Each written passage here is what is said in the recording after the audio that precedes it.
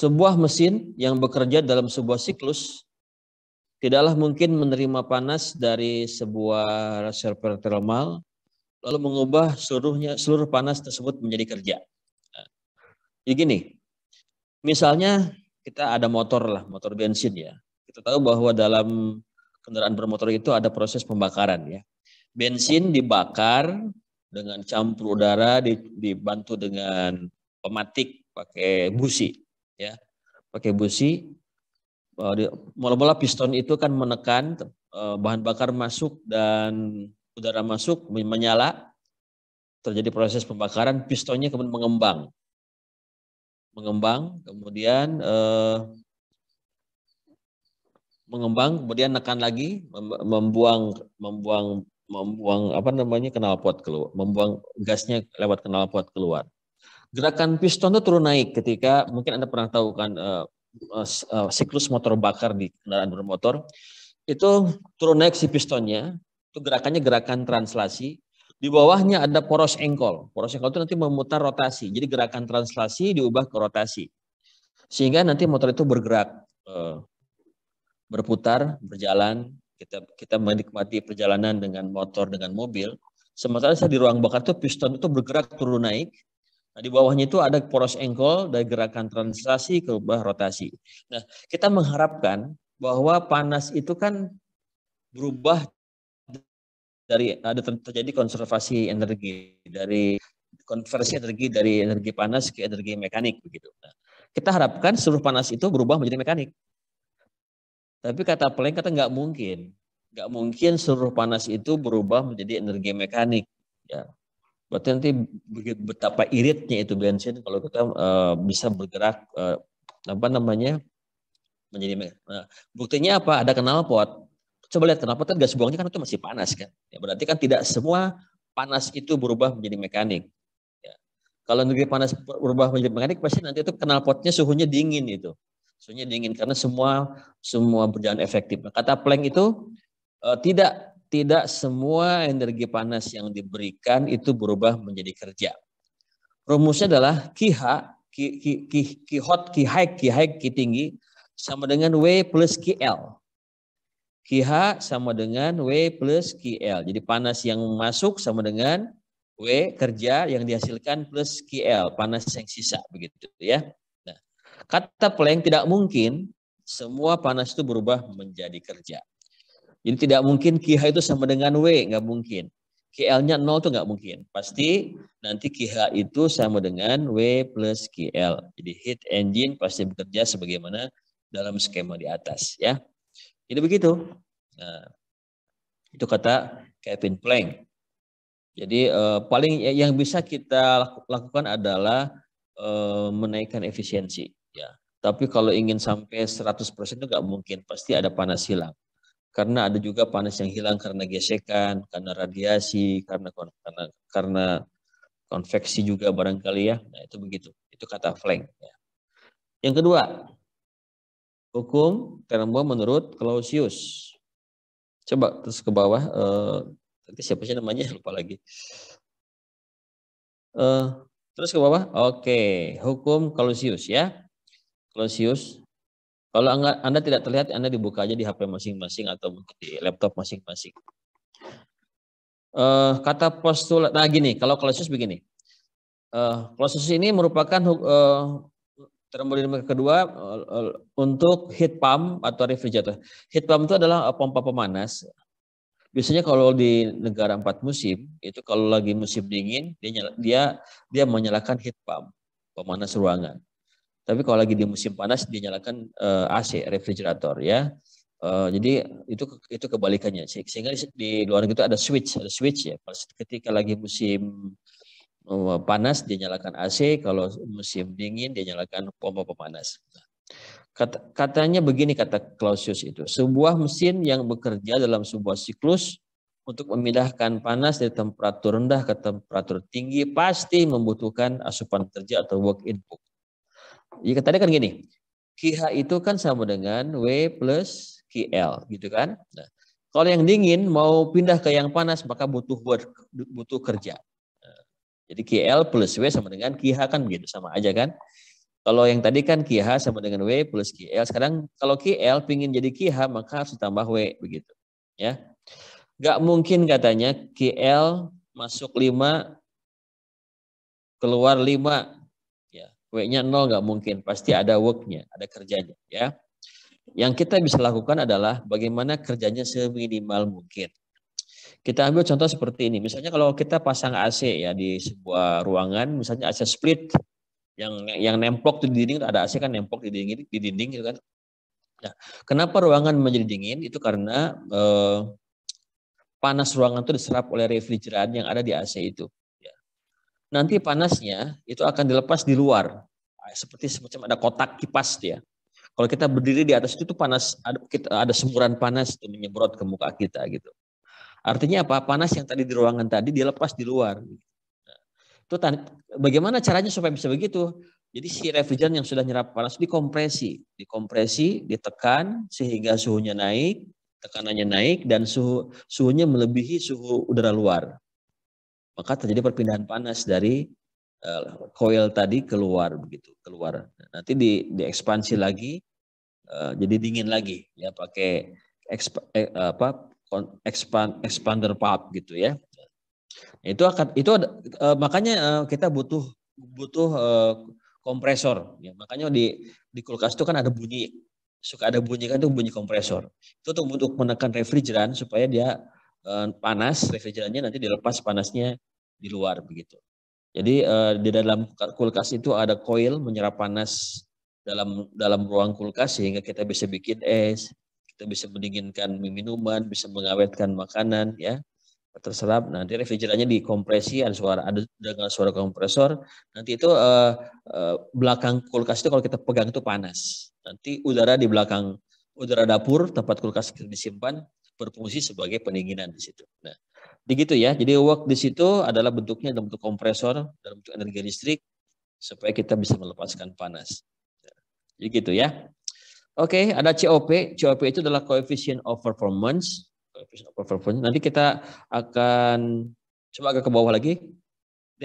Gitu ya. Kalau COP refrigerasi sama dengan QL dibagi W min, W itu work seminimal mungkin, sama dengan TL dibagi TH min TL. Kalau COP heat pump itu QH dibagi W min sama dengan TH dibagi TH min TL gitu ya. Jadi kalau refrigerasi itu QL atasnya, suhunya TL, kalau heat pump Q-nya QH, T-nya TH begitu. Jadi COP itu bisa dinyatakan dengan dua, COP refrigerasi QL dibagi W min atau COP refrigerasi sama dengan TL dibagi TH min TL. Nanti kita akan pahami rumus ini di contoh-contoh soal yang akan diberikan di belakang nanti. Oke, sekarang kita berikutnya. Entropi itu kan bisa berubah karena ada 5 hal.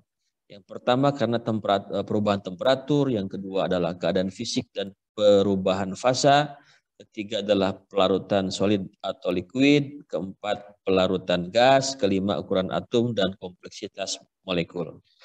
Berikutnya halaman 3. Oke. Baik. Entropi itu berubah seiring dengan kenaikan temperatur. Kenapa? Karena bergerak partikel energi kinetik dalam atom yang menyusun sebuah zat, itu terjadi pergerakan sehingga entropinya bertambah ya. Ketika 273, 31, ketika 295, 32,9, kemudian 298, 33,1. Yang kedua adalah keadaan fisik atau perubahan fasa. Ketika dia berubah wujud, maka entropinya juga bertambah. Kenapa? Karena partikel padat itu kan ikatan atomnya sangat rapat, sangat ketat. Begitu dia mencair, menjadi renggang. Kalau menjadi gas, makin bebas begitu. Contoh natrium, ketika solid dia 51,4, ketika dia jadi gas 153,6. Karena jadi awalnya kan atom-atomnya terikat rapat menjadi gas, menjadi bebas, makanya entropinya naik. H2O 69,9 wujudnya liquid, ketika dia berubah jadi uap atau jadi gas 188,7. Grafit ketika dia solid 5,7, ketika jadi gas 158. Jadi entropi itu berubah dengan perubahan wujud ya. karena ada ikatan molekulnya menjadi lebih bebas begitu. Kemudian pelarutan, ketika dia dalam posisi murjat murni NaCl 72,1, ketika dilarutkan dalam air 115,1. Kenapa? Karena ketika dia larut dalam air gerakan atomnya jadi bebas. Kecuali AlCl3. AlCl3 ini malah turun ya. Ini kekecualian ya. Ketika dia solid 167, ketika dia dilarutkan malah jadi minus 148. Karena mungkin ini adalah ada panas pelarutan ya. Panas pelarutan ini dia bisa larut tapi dia nyerap panas, gitu. Ngambil panas dalam larutan yang dimilikinya, sehingga jadi minus ya. Kalau yang lain itu malah enggak ya, malah naik. Metanol itu CH3OH, ketika dia liquid 127, ketika dilarutkan dalam air 132 ya. Saya kira gampang ya. Kemudian nomor 4, pelarutan gas. Ya. Oksigen itu ketika di alam, entropinya 205,01 ya, mol per mol Kelvin. Ketika oksigen tersebut larut dalam air, kan ada oksigen dissolve, oksigen yang terlarut kayak misalnya apa ya, akuarium ya, akuarium itu kan aerasi ya. Jadi udara yang dilarutkan dalam air itu kan supaya oksigen di akuarium itu bertambah sehingga ikannya bisa hidup. Coba kalau diangkat itu diangkat selang aerasinya, mati itu ikan ya, karena kekurangan oksigen. Kecuali kalau di alam itu kan ngambil oksigennya di kolam di alam yang mengalir, air yang mengalir itu oksigennya melimpah ya, sehingga kalau di kolam-kolam besar itu kan dia bisa ngambil oksigen ke permukaan gitu ya, dan juga mungkin di alam itu sangat melimpah. Tapi kalau di akuarium itu harus dibantu dengan aerator ya. Nah, ketika oksigen itu terperangkap dalam air, maka entropinya turun jadi 110,9. Karena kenapa? Asalnya dia bebas, dia menjadi terperangkap gitu ya, sehingga entropinya turun. Yang kelima, ukuran atom dan kompleksitas molekul.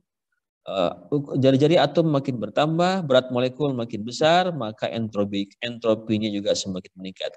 Contoh di grup alkali ya, litium, natrium, kalium, rubidium, cesium, itu entropinya bertambah. Juga kompleksitas ikatan antara NO, NO2 dengan N24, makin banyak atom-atom terikat yang terlibat di situ, maka entropi juga semakin bertambah. Begitu pula dengan hidrokarbon ya, CH4, C2H6, C3H8, C4H10, makin kompleks ikatan molekulnya, makin besar entropinya gitu ya. Oke, terus lanjut. Bawah ya. Menghitung entropi gampang ya. Yaitu sigma. Entropi reaksi adalah sigma entropi produk dikurangi sigma entropi reaktan gitu ya. Contoh misalnya N2 plus 3H2 menjadi 2NH3. Berarti entropinya berapa? Entropi produk 2 mol NH3 dikalikan dengan entropi amoniak dikurangi 1 mol N2 plus entropi N2 plus 3 mol H2 kali entropi H2. Dimasukin angka-angkanya 2 kali 193 itu milik entropi amoniak dikurangi sigma reaktan 1 kali 191,5 itu miliknya miliknya nitrogen, dan 3 kali 130,6 itu miliknya hidrogen, sama dengan minus 197 Joule per Kelvin. Itu minus adalah entropi dari reaksi N2 plus 3H2 2NH3. Lalu Anda bertanya, Pak itu negatif, berarti itu impossible dong. Enggak begitu ya.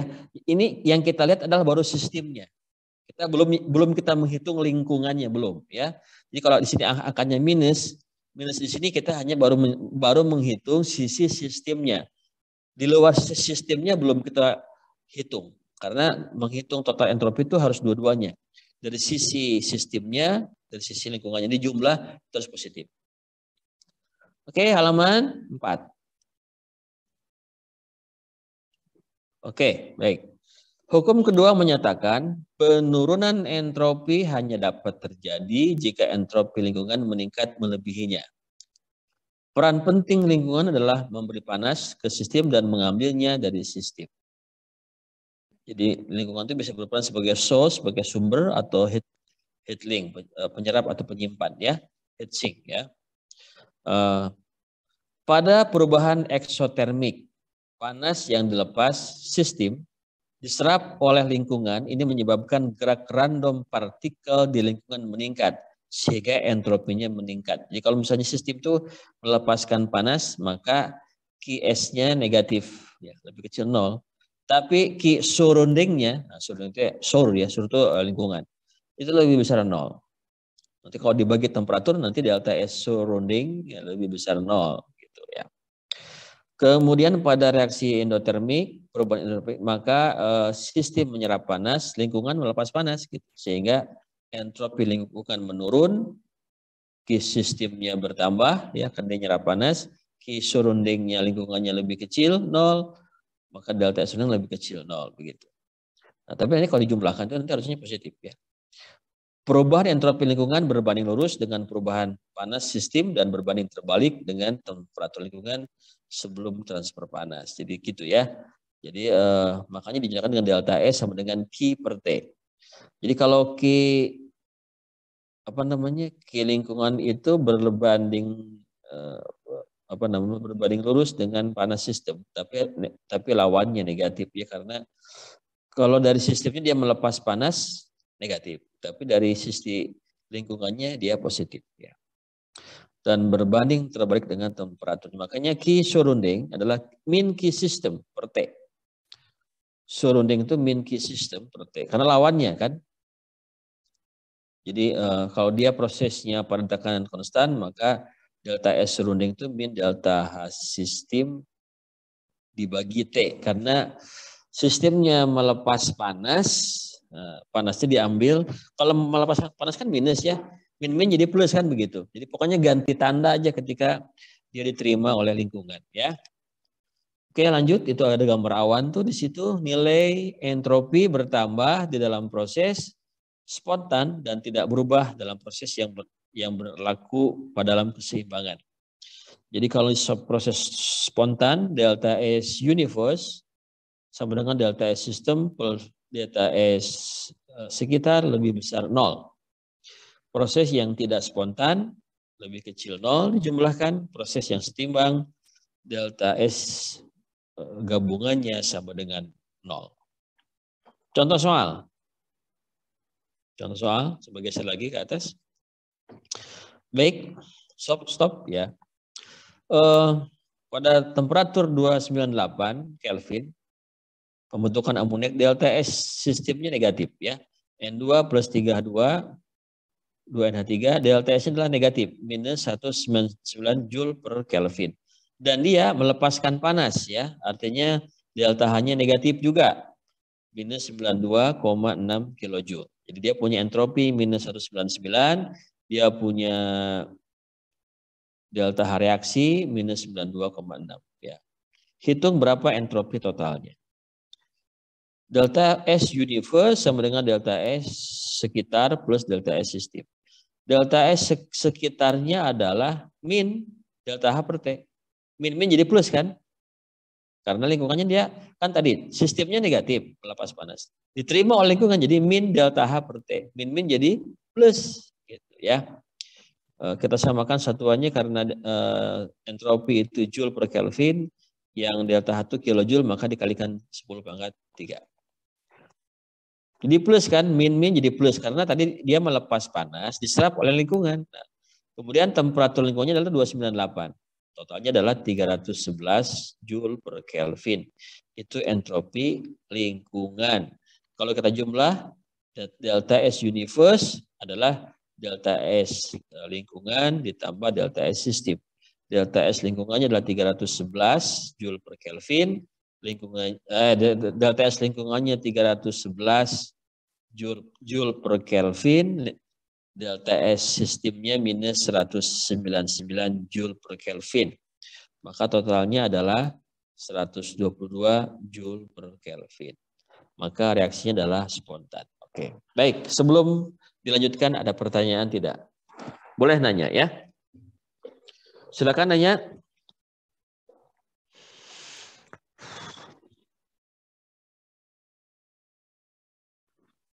Silakan nanya dulu.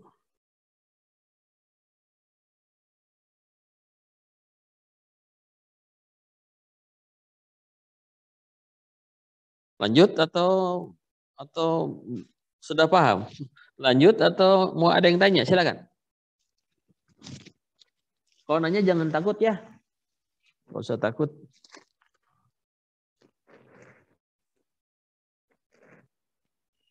Halo, gimana? Lanjutkan? Atau mau nanya? Lanjutkan ya, saya kira bisa diterima ya. Baik. Sekarang apa hubungannya entropi dengan temperatur, tekanan, dan volume? Saya ingin nanya tuh, dulu waktu belajar bersama Pak Yunus, delta O itu Q min W atau Q plus W? Hukum termos 1. Delta U sama dengan Q plus W atau Q min W? Masih ingat nggak?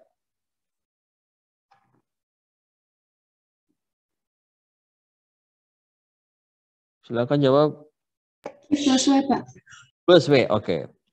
Begini ya, sebetulnya untuk plus W, delta U Q min W, delta U Q plus W itu sebetulnya sama aja ya.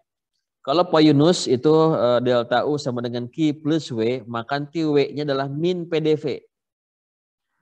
W-nya adalah min PDV. Kalau saya, nah kalau delta U Q min W, maka W-nya sama dengan PDV. Ya, PDV ya, begitu. Jadi sebetulnya tidak usah bingung. Karena kebetulan tulisan termus itu delta U-nya Q min W, maka W-nya adalah PDV ya, PDV. Baik.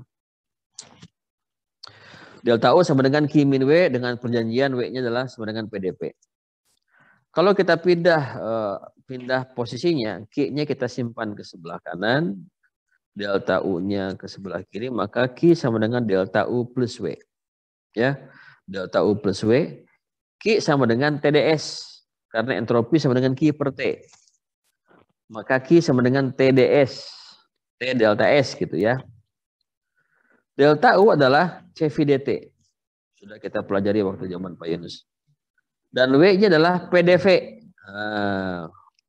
Jadi T delta S sama dengan CVDT plus PDV. Gitu. Kemudian T-nya kita pindahkan ruasnya ke sebelah kanan. Maka delta S sama dengan CVDT per T plus seperti P-nya ganti dengan persamaan gas ideal.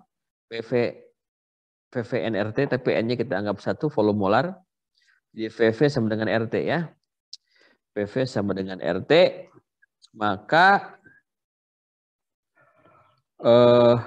T-nya hilang.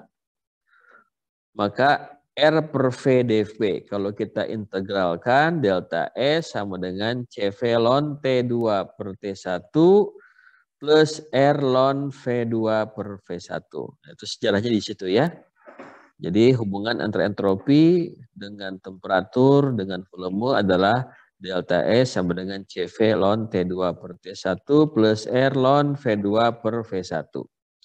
Kemudian yang kedua adalah kita punya rumus delta H sama dengan delta U plus delta PV. Delta H sama dengan delta U plus delta PV. Itu kalau Anda ini ya, kalau Anda turunkan, delta H itu kan CPDT ya. Delta U adalah CVDT. Kalau delta PV adalah RT kan gitu. Betul nggak? Delta H itu kan sama dengan CPDT. Delta U sama dengan CVDT. Delta PV sama dengan delta RT kan gitu. Karena VP sama dengan RT kan. Nah, nanti karena R konstan, maka delta H CPDT, delta U CVDT, kemudian delta RT, R-nya keluar RDT kan gitu. RDT. Jadi CPDT sama dengan CVDT plus RDT. Kalau DT-nya kita hapus, maka kalau DT-nya kita hapus, kita hilangkan, kita bagi dengan DT, maka CP sama dengan CV plus R. CP sama dengan CP plus R kan gitu. Itu rumus gitu ya. Kita kembali ke sini. Delta H sama dengan delta U plus delta PV. Delta U kita ganti jadi Q min W. Ya. Q min W plus delta PV. Q kita simpan sama dengan Q. W-nya ganti dengan PDV. Ya. Kemudian delta PV kita diferensialkan gantian. PDV plus VDP. Mana yang hilang? Yang hilang adalah PDV. Ya. Sehingga delta H sama dengan Q plus VDP. Kalau Q-nya kita simpan di sebelah kiri, Q sama dengan delta H min VDP. Ya, maka Q-nya TDS sama dengan delta-nya CPDT min VDP. Ya, min VDP. Sehingga kalau temperaturnya kita pindahkan ke sebelah kanan, maka delta S sama dengan CPDT per T dikurangi seperti V-nya ganti dengan gas ideal RT per P dP. Maka nanti diintegralkan delta S sama dengan CP ln T2 per T1 dikurangi R ln P2 per P1. Nah, gampang ya. Jadi nanti kita punya dua rumus entropi. Yang pertama adalah delta S CP ln T, CV ln T2 per T1 plus R ln V2 per P1. Yang satunya adalah delta S sama dengan CP ln T2 per T1 min R ln P2 per P1. Baik, udah sekarang kita tinggal latihan soal. Naikkan ke atas sedikit ya. Saya ingin tanya, jawab oleh Anda ya. Mana entropi yang lebih tinggi? 1 mol SO2 gas atau 1 mol SO3 gas? Ayo, siapa yang jawab? Jangan diam aja pagi-pagi. 1 mol SO3, Pak. SO3 gas ya. Nomor B, 1 mol CO2 solid atau 1 mol CO2 gas? 1 mol CO2 gas. Gas. Oke, 3 mol gas oksigen atau 2 mol gas ozon? Ayo. 2 mol gas ozon, Pak. Ya, ini tergantung ya. Kalau masing-masing 1 mol itu gas ozon lebih tinggi. Tapi kalau tergantung dari nanti nilai entropinya ya. Seberapa besar perbedaannya ya. Karena mungkin aja kalau misalnya oksigennya misalnya 10, ozonnya 12, masih tinggi oksigen kalau dikalikan 3 mol ya. Jadi kalau 1 mol ya ozon ya. Mudah-mudahan sih masih ozon juga kalau dikalikan. 1 mol KBR solid atau 1 mol KBR terlarut? Terlarut. Terlarut ya. Oke. Air laut pada pertengahan musim dingin 2 derajat Celcius atau pada pertengahan musim panas 23 derajat Celcius? Ayo, mana? Musim panas. Panas ya. 1 mol CF4 atau 1 mol CCl4? 1 mol CF4 atau 1 mol CCl4? CCl4. Ya, CCl4 karena dia apa namanya? Nomor atomnya lebih tinggi. Nomor atomnya lebih tinggi. Oke, gampang ya. Oke, nomor 2. Nomor 2, tentukan entropi dari H2 plus Cl2 menjadi 2HCl. Gampang ya, sigma entropi total entropi produk dikurangi sigma entropi reaktan. Yang produk adalah 2 kali HCl 187 jumlahkan dan dikalikan dikurangi 1 kali 131 plus 1 kali 225. Gampang ya pakai itu ya. Oke. Udah ini nggak usah PR, nomor 1, 2 mah sudah dikasih tahu. Nomor 3 sekarang. Nomor 3 next sedikit. Oke, stop dulu. Nomor 3 ya begitu ya. Nah, besi tuang itu besi cor ya. Bukan tuang dahar, bukan ya, besi cor. Besi tuang itu memiliki CP 0,5 kJ per kilogram Kelvin. CP itu adalah kapasitas panas. Artinya apa? Yang disebut dengan CP untuk menaikkan 1 Kelvin dengan berat 1 kilogram dibutuhkan energi 0,5 kilojoule gitu ya. Untuk menaikkan suhu 1 Kelvin masanya per kilogram, maka dibutuhkan panas 0,5 kilojoule gitu ya. Besi tuang ini beratnya 40 kg dan suhunya 450 ya. 450 derajat Celcius. Kemudian dia dicelupkan ke minyak dingin. Ke minyak dingin di mana CP-nya sama dengan 2,5 kilojoule per kilogram Kelvin sebanyak 150 kg yang temperatur semulanya adalah 25 derajat Celcius. Jadi gini ceritanya. Ada besi panas suhunya 450 derajat Celcius, ada minyak dingin suhunya 25 derajat Celcius. Dicelupkan tuh ke minyak. Apa yang terjadi? Kira-kira apa yang terjadi? Kira-kira apa yang terjadi kalau ada besi panas dimasukin ke minyak dingin? Ayo. Dingin, minyaknya jadi panas, Pak. Oke. Suhu besi turun, minyaknya naik suhunya ya. Nanti ada temperatur bersama. Nah, ada temperatur bersama, temperatur yang dimiliki oleh besi dengan minyak setelah dicelupkan, setelah dia kondisinya setimbang ya. Nanti ada temperatur tengah-tengah lah. Tengah-tengahnya berapa? Tinggal nanti kita hitung berapa tengah-tengahnya ya. Nah, bagaimana cara ngitungnya begini? Kita sebutkan dulu besi tuang suhu panas T besi TB ya 450 derajat Celcius, kita ubah ke Kelvin 723 Kelvin. CP-nya 0,5 kilojoule per kilogram. Masanya berapa?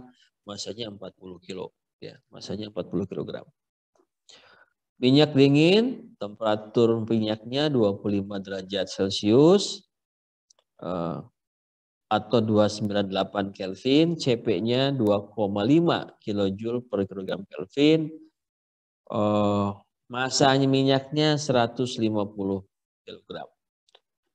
Jika besi panas dicelupkan ke minyak dingin, maka suhu besi turun, suhu minyak naik, nanti ada temperatur akhir, temperatur bersama antara besi dan minyak. Misalnya T. Misalnya T ya. Misalnya kita sebut T aja ya. Oke. Baik, persamaannya adalah Ki besi sama dengan Ki minyak. Panas yang dilepaskan oleh besi diterima oleh minyak. Ki besi sama dengan Ki minyak. Karena tidak ada perubahan fasa ya, maka Ki besi sama dengan MBCP delta T. Ki minyak MMCP delta T. Kan gitu ya. Yang Ki besi, MB massa besi dikalikan CP besi dikalikan delta T sama dengan MM massa minyak kalikan CP kalikan delta T. Baik. Suhu T ini lebih rendah daripada suhu besi. Suhu T ini lebih tinggi daripada suhu minyak kan gitu. Dalam hal nanti menuliskan delta T harus disebutkan yang panasnya lebih tinggi disebut lebih dulu kan gitu. Untuk massa besi, untuk Ki besi MBCP dikalikan TB min T. Ya, kenapa TB min T? Karena suhu awal besi lebih tinggi daripada suhu bersama. Untuk minyak MMCP, nah T-nya lebih dulu karena lebih tinggi pasti. T min TM. Gitu ya. Jadi perkara delta T ini penting karena nanti kalau salah tanda, Anda salah memasukkan delta T, nah nanti jadi keliru ngitungnya ya. Nah, jadi nanti bisa repot salah ngitungnya nanti. Jadi yang benar adalah delta T-nya untuk besi si TB disebut lebih dulu, T-nya belakangan. Kalau untuk yang minyak T-nya disebut lebih dulu, nanti TM-nya belakangan karena T-nya lebih tinggi daripada TM, tapi T-nya lebih rendah daripada TB kan gitu. Temperatur yang lebih tinggi. Karena kalau salah menuliskan delta T nanti keliru ngitungnya. Malah suhunya jadi naik nanti atau makin menurun. Jadi suhunya malah jadi 500, kan nggak mungkin kan? Masa? Kalau misalnya Anda salah menempatkan T nanti itu bukan suhunya di tengah-tengah malah jadi naik. Harusnya misalnya di bawah 450 nanti jadi 600 kan bisa jadi kan jadi salah ngitung kan? Atau malah suhu minyaknya malah jadi turun jadi 10 derajat. Kan itu mustahil karena salah Anda memasang T-nya. Kan itu kan impossible. Betul nggak? Ya, kalau misalnya minyak tiba-tiba jadi 500 derajat, itu kan impossible. Berarti salah ngitung. Atau minyaknya makin dingin, jadi 10 derajat. Itu kan salah ngitung, tidak sesuai dengan fakta, kan gitu. Ini penting ya, nggak bisa bebas gitu ya. Gitu. Kita masukkan MB-nya 40, CP-nya 0,5, TB-nya 723, itu dibikin Kelvin ya. Min T sama dengan 150 dikalikan 2,5, T dikurangi 298. T-nya nanti dicari ya. Cari. Nanti Anda hitung sendiri di rumah ya. Saya tidak akan jelaskan. Oke, sekarang apakah prosesnya spontan atau tidak? Kita hitung dua-duanya. Delta S total sama dengan delta S besi dan delta S minyak. Delta S adalah Q per T besi tambah Q per T minyak. Maka Q itu kan MB CPDT per T kan gitu. Q juga adalah M CPDT per T juga. Harusnya ini ada titik koma ya. Maka DS sama dengan MBCP ln T per TB. T adalah temperatur akhir ya. Ditambah MMCP ln T per Tin. T per TM. Nah, gitu ya. Jadi kenapa kok ada ln-nya? Kenapa kok ada ln-nya? Karena ya gitu ya. Ya betul. Yang penting ya saya sudah dibantu dengan dispasi ya. Kenapa ada ln-nya? Karena tadi kan Q-nya kan MCPDT dibagi T kan. Nah, kalau DT per T kan jadi ln. Nah, MBCP ln T per TB tambah MMCP ln T per TM. Nanti kalau Anda jumlahkan ini, hasilnya harus positif. Karena prosesnya spontan. Nah, sekarang kalau kita ngarang-ngarang kayak kasus tadi. Ngarang-ngarang. Besi panas dicelupkan ke minyak dingin. Suhunya jadi 500. Atau jadi 600. Kalau Anda masukkan ke rumus ini pasti negatif. Karena impossible. Atau malah ketika besi ini dicelupkan, suhu minyak jadi turun. Jadi 10 derajat. Jadi T bersamanya 10 derajat. Masukin ke rumus ini pasti negatif. Karena impossible. Impossible begitu ya. Jadi ini adalah hukum termodinamika seperti kayak gini. Ya, jadi begitu ya. Pasti T-nya di tengah-tengah, tengahnya berapa? Apakah dekat ke 25 atau dekat ke 450? Nanti nggak tahu berapa sih. Dekatnya ke berapa? Kan tergantung hitungannya ya. Tapi kalau salah ngitung, misalnya katakanlah jadi aneh-aneh, besi suhu 450 dicelupkan ke minyak dingin suhu 25 jadi 600 derajat. Masukin ke rumus ini pasti negatif. Karena impossible. Ya, oke. Lanjut nomor 4. Nomor 3 PR ya. Udah saya kasih tahu rumusnya kok, tinggal Anda masukin angka. Oke, karbon dioksida mengalami perubahan dari tekanan 50 kPa 400 Kelvin menjadi tekanan 2 MPa 800 Kelvin. Hitung entropi perubahan CO2 ya. Kita tentukan dulu untuk T1-nya 400 Kelvin, T2-nya 800 Kelvin, P1-nya 50 kPa, P2-nya 2 MPa atau 2000 kPa ya, 2000 kPa. R-nya 8,314 Joule per mol Kelvin, CP sama dengan 7 per 2 R. Gini ya, kalau gas ideal itu CP-nya 7 per 2 R, kalau CV-nya 5 per 2 R, kan gitu. Kan tadi kan CP sama dengan CV plus R kan. Berarti CP 7 per 2 R, CP 7 per 2 R, CV-nya 5 per 2 R, R-nya, yang satunya kan jadi 2 per 2 R kan gitu. Jadi kan 7 per 2 R lah gitu. Baik. Ini pakai rumus yang mana? Rumus yang tadi di depan ya. Yang diketahui adalah temperatur dan tekanan. Maka kita pakai rumus yang nomor 2.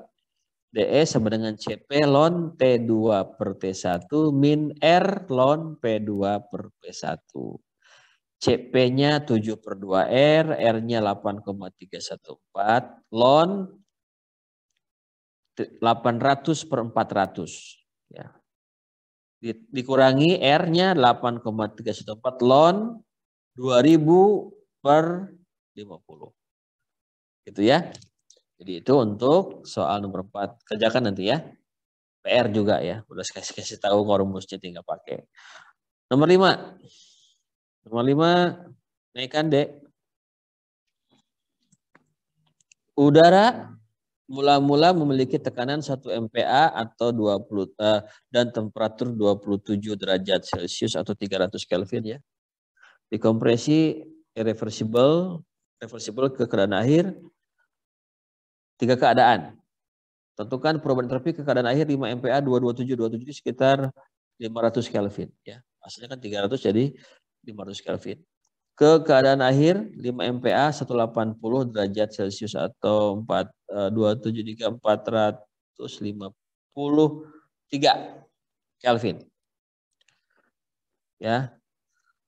Tentukan C temperatur akhir pada tekanan 5 MPa dengan nilai entropi 0. Kita lihat gambarnya ya. Ada gambar garis tekanan P1 P2, ada gambar sumbu Y T dan sumbu X-nya S. Kalau yang A naik tekanannya naik dari P1 ke P2, temperaturnya naik ya. Naik kan temperaturnya kan? Kalau yang B itu entropinya miring ke, kalau yang A itu miring ke kanan, yang B itu miring ke kiri ya. Temperaturnya lebih rendah itu 180. Nah, kalau yang C itu lurus karena entropinya 0. Makanya dia vertikal kan? Karena dia ATS-nya 0. Nah, itu hitung berapa masing-masing entropinya. Lanjut halaman berikutnya. Oke. Jawaban 5A dan 5B gunakan rumus yang tadi seperti nomor 4. Delta S CP ln T2 per T1 min R ln P2 per P1. T dalam satuan Kelvin, jangan lupa ya. Nah, tapi yang C itu menarik. Karena dia isentropi itu adalah adiabatik ya. Delta S-nya 0. Kalau delta S-nya 0, rumus yang tadi yang kita pakai di persamaan yang nomor 2 tadi. Yang delta S sama dengan CP ln T2 per P1 min R ln P2 per P1. Kalau delta S-nya 0, maka CP ln T2 per T1 sama dengan R ln P2 per P1. Kalau nanti si CP-nya kita pindahkan ke sebelah kanan, ln T2 per T1 sama dengan R per CP, ln P2 per P1. Kalau ln-nya ingin hilang, maka nanti jadi naik ke pangkat ya. T2 per T1 sama dengan P2 per P1 pangkat R per CP. Pangkat R per CP. R per CP itu apa sih? Kan tadi begini.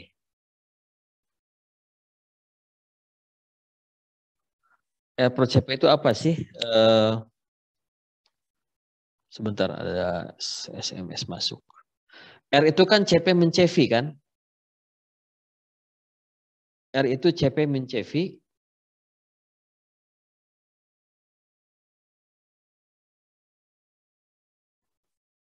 Baik, sebentar tadi ada SMS masuk. R itu ada CV min CV dibagi CP. Jadi R per CP sama dengan CP min CV per CP. Nah, CP per CP-nya 1, maka 1 min CV per CP. Nah, CV per CP. Anda harus bisa membedakan CV, CP. Jangan sampai CP per CP. Nanti sama dengan 1. CV per CP. Sementara K itu adalah CP per CV. Berarti CV per CP adalah 1/K kan gitu. CV per CP adalah 1/K. Jadi nanti nah gitu ya, digesernya ini apa? Nah begitu digeser supaya enak dilihat. Nah, maka R per CP itu adalah 1 min 1/K atau K min 1/K. K-nya disamakan. Pembilangnya jadi K semua, jadi K min 1/K. Sehingga rumusnya adalah T2 per T1 sama dengan P2 per P1 pangkat K min 1/K. Maka T2 diketahui. T1-nya adalah 27 derajat Celcius atau 300 Kelvin. P2-nya 5 MPa, P1-nya 1 MPa, min 5/1, K-1-nya adalah 1,4 min 1 per 1,4. Maka T2 diketahui. Udah, itu PR juga ya. Mau dikasih tahu rumusnya kok, tinggal Anda masukin. Ya. Enak ya, kerjakannya enak ya. Oke. Sampai sini ada pertanyaan dulu nggak? Sebelum kita teruskan. Ada pertanyaan dulu nggak? Sebelum diteruskan. Belum, Pak. Oke, nomor 6. Nomor 6 ya. Oke, nitrogen diekspansi secara isentropik dari temperatur 500 Kelvin sehingga volumenya berubah menjadi 2 kali lipat. Tentukan temperatur akhir ekspansi dan tentukan kerja ekspansi. Oke ya. Jadi ada cerita tentang isentropik. Isentropik itu apa? Entropinya tetap. Berarti delta S-nya 0 kan gitu. Ya. Atau adiabatik sama aja. Nah, rumusnya mana? Rumusnya yang ada mengandung temperatur dan volume. Maka delta S sama dengan CV ln T2 per T1 plus R ln V2 per V1. Jika prosesnya isentropik, berarti delta S-nya sama dengan 0. Maka, oh ini ada yang salah nih. Ini tolong dihapus ya, ada yang salah. CV ln T2 per T1, itu tidak dihapus, nah yang itu dihapus. Itu salah itu. Hapus tuh. Semuanya dihapus. Sebaris itu dihapus ya. Hapus juga itu. Nah, benarnya ya ini yang benar ya. Ini yang benar. Nah, jadi yang benar ini. CV ln T2 per T1 sama dengan min R ln V2 per V1. Maaf tadi salah ya yang tadi kok jadi begitu. Karena delta S-nya 0 kan? Nah, sekarang seperti kayak tadi. T2 per T1 sama dengan min R per CP V2 per V1. Kalau ln-nya ingin hilang, harusnya itu masih ada ln-nya seharusnya kan. Harusnya ada ln-nya tuh. Berarti nanti T2 per T1 sama dengan, oh gini, kalau negatifnya ingin hilang, maka jadi dibalik. T2 per T1 sama dengan R per CV, harusnya gini masih ada ln-nya ya. Ln T2 per T1, ada ln-nya dek. Coba. Nah itu ln, terus itu masih ada ln juga tuh. Yang kanannya. Sebelum V2, nah itu ada ln juga. Nah, kasih ln. Nah, terus bawahnya juga pakai ln. Ln. Ini ln juga. Oke, ya makasih ya sudah direvisi. Nah begini. Kalau minusnya ingin hilang, maka berubah tanda. Jadi R per CP ln V1 per V2. Nah, kalau ln-nya ingin hilang, maka jadi pangkat kan gitu. T2 per T1 sama dengan V1 per V2 pangkat R per CV. Pangkat R per CV. Nah, R per CV itu apa? R itu adalah CP min CV dibagi CV. CP per CV-nya adalah K, CP per CV 1. Jadi K min 1. Maka T2 per T1 sama dengan V1 per V2 pangkat K min 1. Kemudian T1-nya 500, V2-nya sama dengan 2V1. Karena volumenya berubah 2 kali lipat kan, V2-nya. Maka T2 bisa diketahui ya gitu. T2 bisa diketahui. Oke. Coba di spasi, ini ada pertanyaan yang berikutnya, tentukan kerja ekspansi belum. Coba di spasi. Spasi deh. Nah, gini. Rumusnya adalah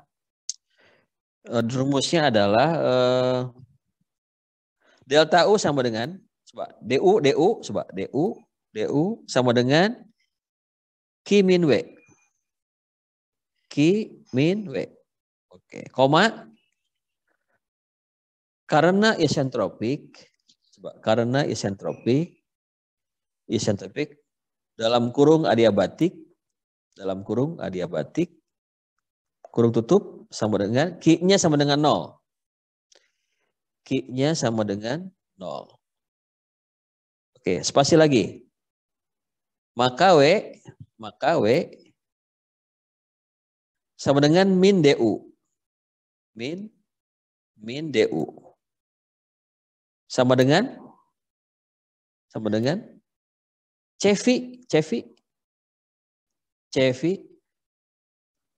CV kali dalam kurung T2 min T1. T2 min T1. Oke, sudah cukup ya. Jadi kalau Anda menghitung W, berapa kerja ekspansinya W sama dengan min DU. Min DU adalah CV adalah 5/2R. T2-nya dicari dari persamaan di atas tadi. T1-nya adalah 500 Kelvin ya. Cari ya, ini PR juga ya. PR juga untuk soal nomor 6.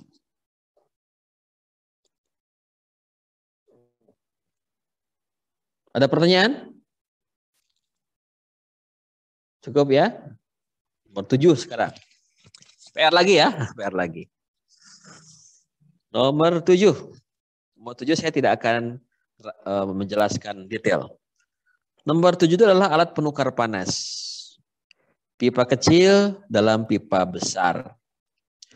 Di pipa kecil itu ada mengalir air panas hot water, suhunya 85 derajat Celcius, lajunya 1,6 kg per detik. Kemudian ada pipa besar. Di bagian anulus di luar pipa kecil. Itu ada air dingin, suhunya 10 derajat Celcius, lajunya 0,95 kg per detik. Tentu saja karena ada perpindahan panas, si air dingin ini menerima panas dari air panas, sehingga suhunya naik jadi 70 derajat Celcius. Air panas pasti suhunya turun, ya karena dia melepaskan panas, namanya heat exchanger. Supaya agak gampang ya, kita sebut saja suhu air panas masuk TH1, temperatur hot masuk. Suhu air panas keluar TH2, temperatur air panas keluar. Suhu dingin masuk TC1, temperatur dingin masuk. Suhu dingin keluar TC2, ya, suhu dingin keluar. TH1-nya adalah 85, TH2 nggak tahu, TC1 10 derajat Celcius, TC2 70. Tapi nanti dibikin Kelvin ya, karena CP-nya kan Kelvin tuh. CP air panas adalah 4,19 kJ per kilogram Kelvin. Suhu CP air dingin adalah 4,18 kJ per kilogram Kelvin. Gitu ya. Nah, sekarang berapa temperatur TH2? Temperatur panas keluar. Rumusnya apa? Rumusnya adalah Q air panas sama dengan Q air dingin. Maka MCP delta T air panas sama dengan MCP delta T air dingin. Air panas M-nya berapa? 1,6. CP-nya adalah 4,19. Nah, delta T-nya yang tinggi ditulis lebih dulu. TH1 dikurangi TH2. Ya. TH1 dikurangi TH2. Temperatur panas masuk dikurangi temperatur panas keluar. Karena suhu yang masuk lebih tinggi panas masuk ya. Sama dengan CM CPDT air dingin. M air dingin adalah 0,95. CP-nya 4,18. Delta T-nya adalah TC2 min TC1. TC2 min TC1. Karena yang TC2 lebih tinggi suhunya daripada TC1. C itu cold ya, H itu hot. Ya. Nah, jadi nanti TH2 tahu kan? TH2 tahu kan nanti? Dengan rumus tadi. Ada pertanyaan? Untuk soal nomor 7. Hitung berapa the rate of heat transfer. Salah satu aja. Mau pakai yang dingin atau mau pakai yang panas. Adalah MCPDT ya. Sama aja. Nah, sekarang berapa total entropi yang dibangkitkan? Nah, entropinya adalah delta S sama dengan Q per T airan panas tambah Q per T airan dingin. Untuk airan panas MCP DT per T berarti MCP ln TH2 per TH1 ditambah MCP air dingin ya, ln TC2 min TC1. Ya.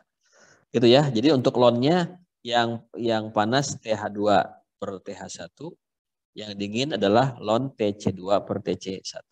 2 itu kan lebih temperatur akhir. Ya. Karena di perpindahan panas ini nggak ada temperatur bersama, nggak ada karena nggak dicampur. Nggak dicampur ini nomor 7 ini. Kalau dicampur kan ada temperatur bersama, kayak tadi besi langsung dicampur tuh besinya. Kalau ini kan panasnya masing-masing jalurnya kan, nggak dicampur kan, hanya berpindah panas gitu ya. Bukan sistem terbuka tapi sistem tertutup, tapi memungkinkan perpindahan panas. Oke, nomor 7 PR ya. Nah, nomor 8 sama ya, ini ada apa namanya nitrogen suhu 110. 100 mol, hidrogen 300, suhunya 170, nanti cari temperatur bersama. Nah, kalau tadi pakai MCPDT, sekarang pakai NCPDT karena mol ya, bukan gram mol. Jadi gini, Pak, kok ada MCPDT, ada NCPDT? Bedanya apa sih? Kok ada M, ada N? Kalau M itu, dia CP-nya, kalau satuannya per kilogram, itu pakai M. Kalau NCPDT, lihat nanti satuan CP-nya. Kalau per mol, maka harus N. Gitu ya. Kok ada MCPDT, ada NCP, kok rumusnya nggak konsisten? Tergantung CP-nya apa. Ya, satuan CP-nya apa. Oke, selesai nomor 8. Gampang ya. Nomor 9, gampang juga. Sebuah mesin mobil membakar 5 kg bensin pada temperatur 1500 Kelvin dan membuang energi melalui radiator dengan temperatur 750 Kelvin. Bila nilai kalor bensin 40.000 kJ per kilogram, berapakah daya kerja maksimum yang bisa dihasilkan? Oke, jadi efisiensi itu adalah berapa kerja yang dihasilkan per panas yang diberikan. Jadi efisiensi dengan W per KH. KH-nya dari mana? Dari bensin yang dibakar. Itu setara dengan 1 min TL per TH. TL temperatur low, TH temperatur high. Jadi efisiensi ini bisa dinyatakan dengan dua rumus. Efisiensi sama dengan W per KH, efisiensi sama dengan 1 min TL per TH. TL-nya 750, TH-nya 1500 Kelvin, KH-nya adalah massa kali kalor pembakaran. 5 kali 40.000 berarti 200.000 kan gitu. Jadi pertama nyari efisiensi dulu berapa? Efisiensi sama dengan W per KH, maka nanti W diketahui. Efisiensi adalah 1 min TL per TH. TL-nya kan 750, TH-nya kan 1500, jadi 1 kurangi setengah, berarti setengah. Oke, gampang ya. PR juga nomor 9. Lanjut, nomor 10. Oke, tinggal sedikit lagi ya. Sebuah kulkas beroperasi pada temperatur ruangan 20 derajat Celcius untuk menjaga temperatur dalam kulkas sebesar minus 30 derajat Celcius. Sebanyak 2 kW kalor harus diserap dari dalam kulkas. Tentukan berapakah daya maksimum. Oke, pakai rumus yang tadi di depan. COP refrigerasi sama dengan KL dibagi W min sama dengan TL dibagi TH min TL. TL-nya minus 30 atau 243 Kelvin, TH-nya 20 derajat Celcius, 29,3 Kelvin, KL-nya 2 kW. Karena cari COP ya. Pertama, Anda masukkan dulu COP refrigerasi sama dengan TL dibagi TH min TL dulu. Masukin ke situ, nanti dapat berapa angkanya, nanti KL tahu maka W min tahu. Nah, gampang ya, itu kan kita kan hanya mau operasikan tambah kurang kali bagi ya.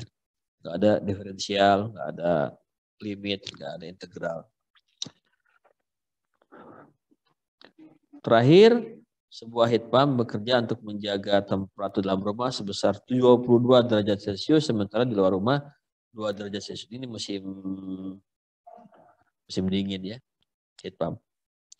Dengan cara membuang kalori ke lingkungan 110 kilojoule per jam. Berapakah daya maksimum yang dibutuhkan untuk heat pump?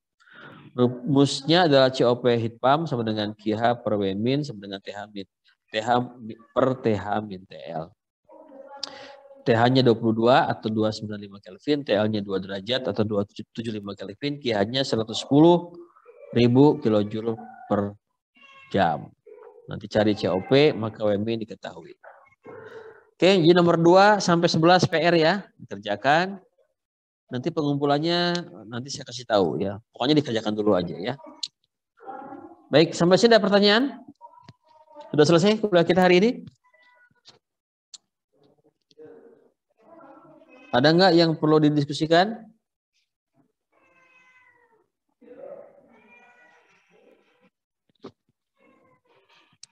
Oke, kalau tidak ada, terima kasih atas perhatiannya pagi ini.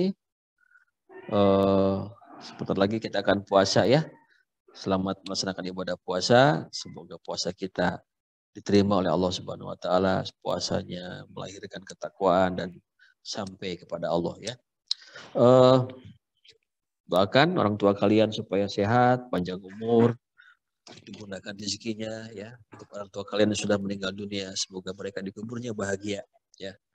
Kemudian untuk kalian barangkali mungkin sudah tidak sama ayahnya atau tidak sama ibunya, tetap doakan juga dimanapun mereka berada ya. Karena darah dagingnya mengalir dalam tubuh kita. Anda tidak boleh dendam, tidak boleh benci, tetap doakan yang baik untuk mereka semua. Dan doakan guru-guru kalian yang sudah mengajarkan ilmu sejak mulai TK sampai kuliah ya. Barangkali juga ada yang sudah meninggal, juga doakan mereka. Dan yang masih hidup diberikan panjang umur, diberikan keberkahan hidup. Tidak semua mengajar itu hanya sekedar ngajar, juga ada guru-guru yang senantiasa mendoakan para muridnya supaya mereka lebih maju, dari lebih generasinya menjadi lebih baik daripada generasi sebelumnya. Oke, kita doakan yang sudah wafat semoga diberikan kebahagiaan kubur, yang sedang sakit semoga diberikan kesembuhan, yang sedang ditimpa kesedihan, persoalan semoga diberikan jalan keluar. Terima kasih atas perhatiannya, sehat selalu semua dan semangat. Assalamualaikum warahmatullahi wabarakatuh.